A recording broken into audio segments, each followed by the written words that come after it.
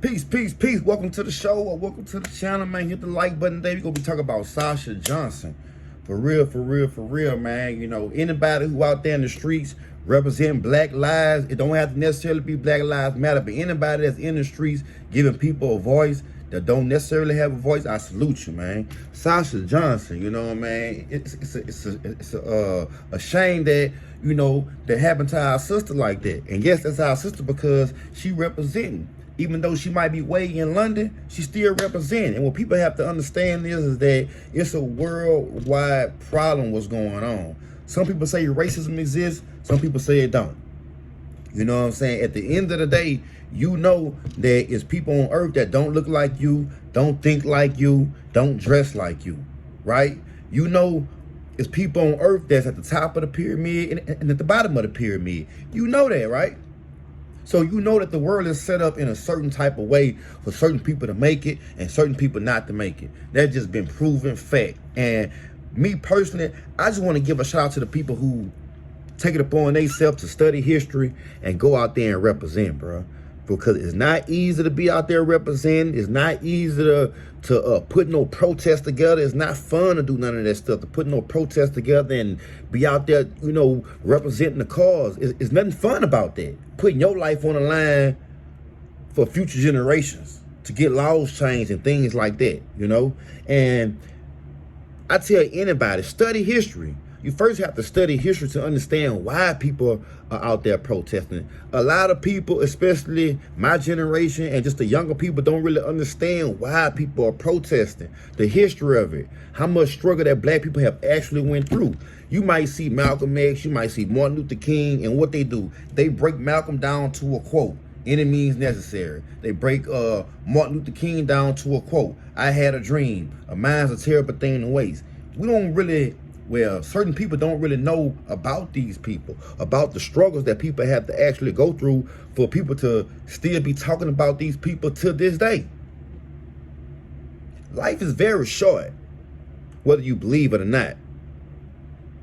So when your time is up and people go back and look on your life, what is people going to say about you? Because at the end of the day, as much as you feel like you don't care about this and this and that, trust me, what's going on in the world affects everybody. It does. And it's getting to the point where black people are tired of being mistreated. Black people are tired of being lied to. Black people are tired of just going through the ups and downs of police brutality. Black folks are getting tired of a lot of things. And what is happening is 50, 60 years ago, you didn't have as many black millionaires that you have now. See, now you have people who can make moves, money moves, and can actually affect change right now. See, big difference. So shout out to Anthony Joshua, you know, Deontay Wilder, people who go out there and speak on what's going on. Even the people who like Maya Richardson. Shout out to her, who, you know, giving young people a voice at the school that she go to, because believe it or not, it is people that really look up to y'all. I'm one of them. I look up to people who go and study history and consolidate that in their in their methods to make the world a better place. Now don't get me wrong. I still love music. I love rap music. I still like doing a lot of things. But at the end of the day, if you got eyes and ears just like me, you gotta see that where we live at is kind of messed up. At least where I stay at, every time I go get me a cigar, a bag of chips, a 9 later, or something like that, I'm going to get it from an Iranian store. I'm going to get it from a Chinese store. It's time to have more black store owners in the neighborhood. And like a big problem is people be wanting to do things, but they don't know how. People got to start speaking up. If you don't know how to do something, speak up, ask. Learn how to get an LLC, learn about a corporation, learn about tax deductions, learn about this stuff, bro, because at the end of the day, when it all comes down to it, you need to learn the fundamentals of just how a business is ran. Now keep in mind I don't have the perfect education. I'm not a some person that went to Harvard and got all this documentation to show you what I've done. Of none of that. What I am is, I'm a black man in America. I may not look black like people be saying, you know, but I am a black man in America that's been seeing these struggles all my days of being here. I got eyes and ears, and you do too. And people think speaking on politics, people think speaking on the community, people think speaking on things that affect them makes them look corny or weak. I can be the first person to tell you that is not true. What makes you look weak is not speaking on a situation. It shouldn't just be, well, something happened in my area where, you know, I stay in Louisiana, so the Alton Sterling situation. It shouldn't just be, oh, well, we're going to protest when somebody, you know, when something happened in our area. No.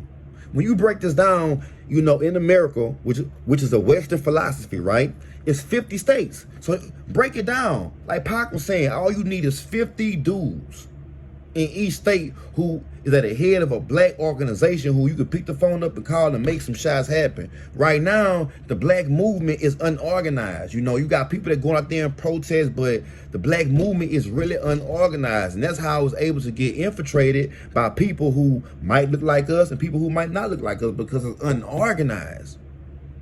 The Black Lives Movement has the potential to be something great, something that we have never ever seen before. But what happens? The money come into play.